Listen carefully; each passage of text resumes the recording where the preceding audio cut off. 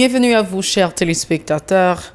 Au sommaire de cette nouvelle page d'actualité, le leader de la plateforme Petite Dessalines relance la mobilisation contre le régime PHTK. Une manifestation est prévue le 14 août prochain pour dénoncer la détérioration de la situation socio-économique du pays. Le Venezuela, toujours solidaire du peuple haïtien, mais n'entend plus collaborer avec l'équipe au pouvoir, selon Jean-Charles Moïse, qui était en déplacement au pays de Hugo Chavez en juillet dernier. À la Chambre basse, les travaux de la commission chargée d'analyser le dossier du Premier ministre nommé sont bloqués. En cause, les commissaires se disputent la présidence de cette structure. L'Office de la protection du citoyen et de la citoyenne met à nu le niveau de violation des droits humains en Haïti dans son rapport annuel 2017-2018. À l'étranger, crime contre l'humanité, c'est en ces termes qu'a réagi Donald Trump après les fusillades ayant provoqué 31 décès aux États-Unis ce week-end. Toujours dans l'international, le mois de juillet 2019 a été le plus chaud jamais enregistré dans le monde, juste au-dessus du mois de juillet 2016, selon les données du service européen Copernicus sur le changement climatique. Restez branchés, les détails c'est tout de suite.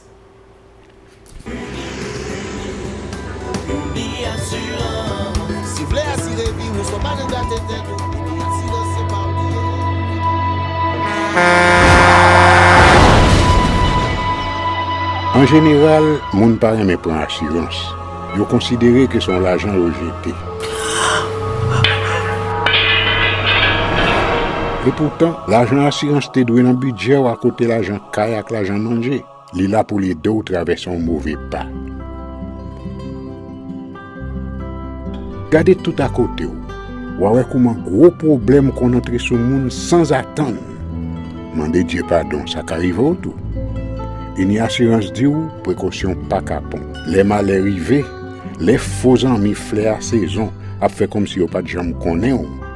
Une assurance après rétaver au pour le jour, continuer vivre la vie ou quitter ce course là nan men nous.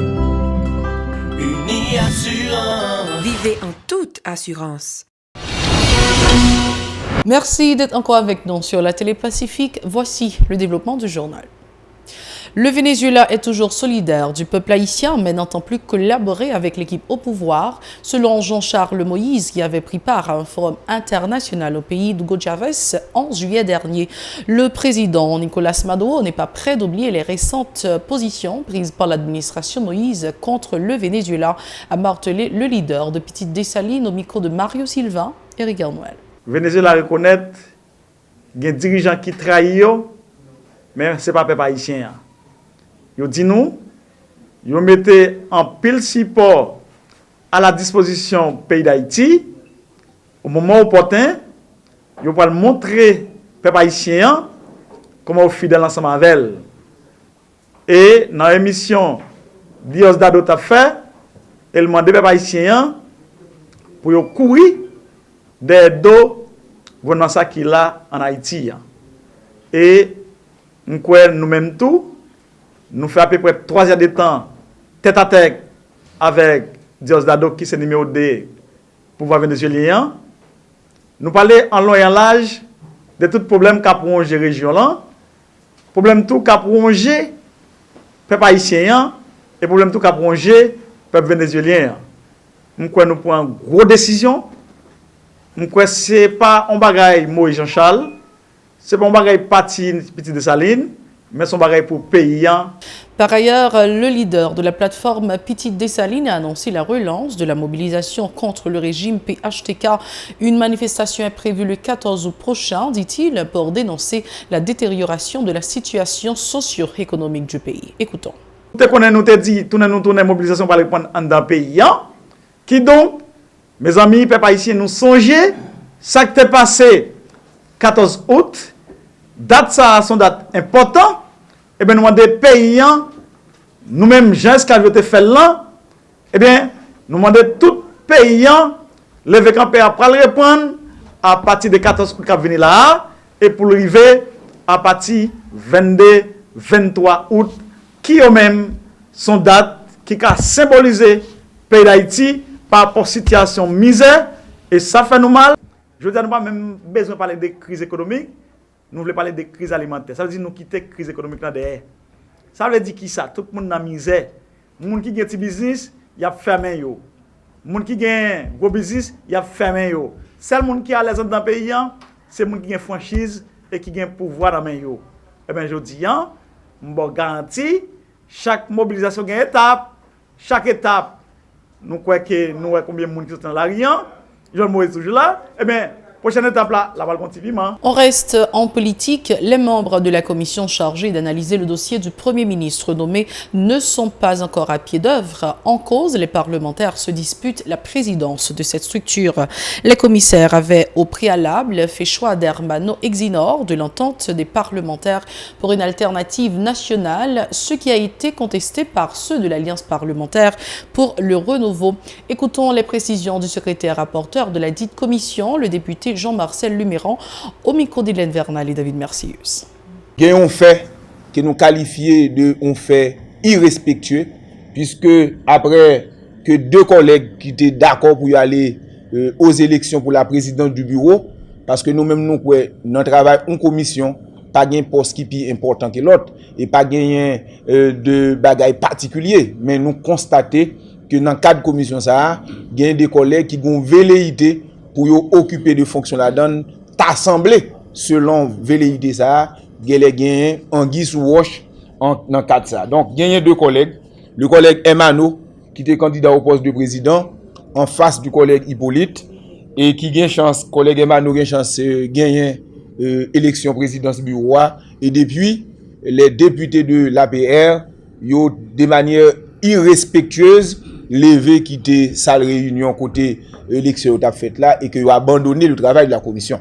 Toujours dans le même dossier, le groupe des sénateurs pour l'équilibre politique, qui comporte 12 sénateurs, a indiqué que le Premier ministre nommé Fritz William Michel doit s'évertuer en vue de convaincre les parlementaires à donner leur approbation à son énoncé de politique générale. Selon l'élu du Sud, la tâche ne sera pas aisée à M. Michel en raison des différentes sensibilités politiques représentées au Parlement. Pierre-François Sildor, au micro d'Hélène Vernal et David Mercius.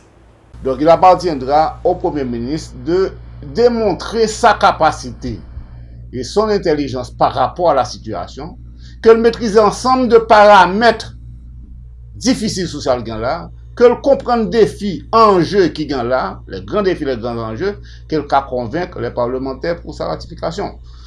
Au niveau du Sénat de la République, le dossier du Premier ministre a été présenté d'abord au niveau de la Chambre des députés. C'est la Chambre des députés qui a analysé d'abord, avant que les viennent joindre nous au niveau du Sénat.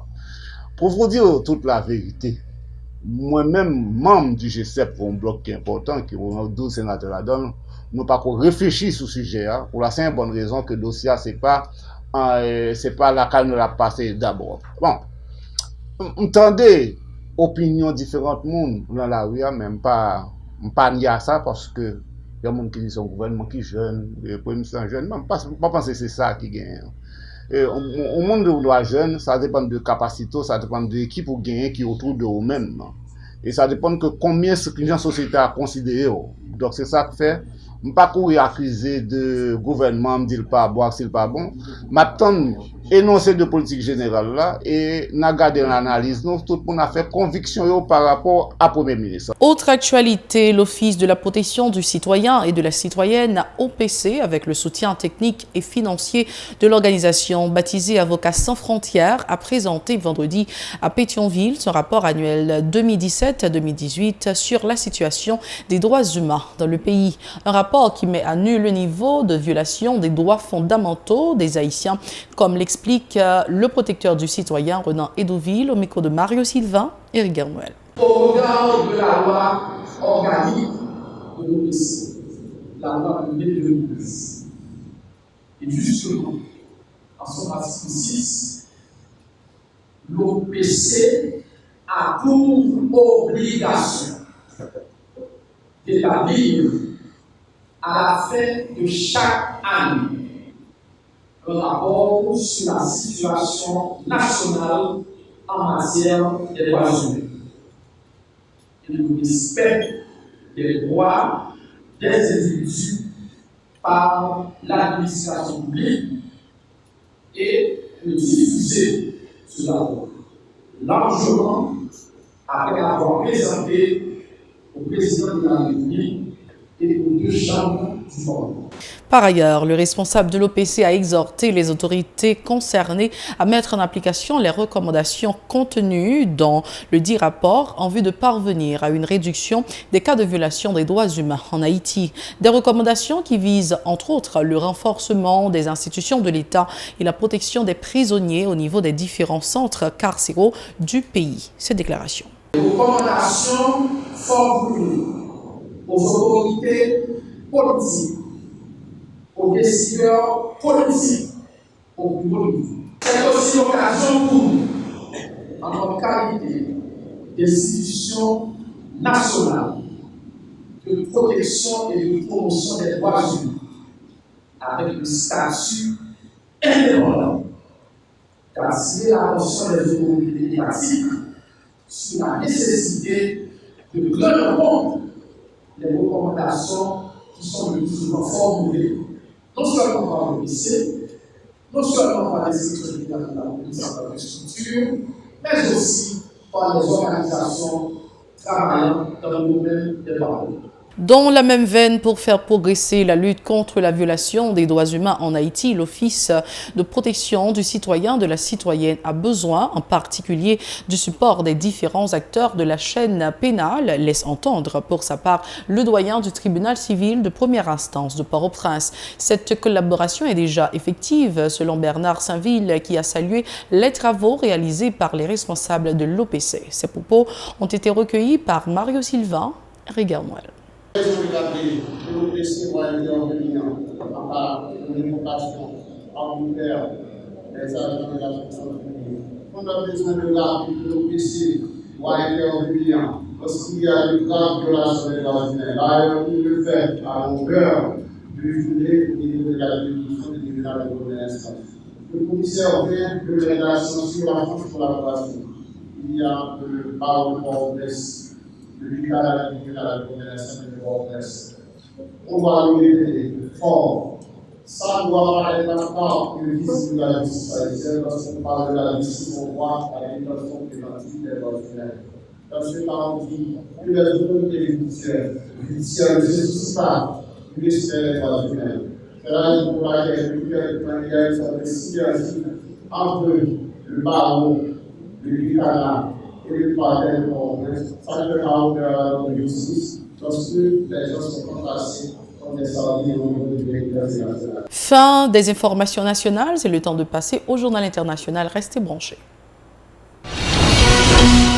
Merci de votre fidélité à la télé Pacifique. Parlons maintenant de ce qui se passe à l'étranger. Donald Trump s'est exprimé officiellement pour la première fois après les fusillades qui ont endeuillé les États-Unis ce week-end. Il a dénoncé un crime contre l'humanité. Le président américain s'est d'abord lancé dans une diatribe contre Internet qui a, selon lui, radicalisé des esprits perturbés, critiquant notamment les jeux vidéo et la société américaine dans son ensemble qui, selon lui, doit cesser son idéalisation de la violence.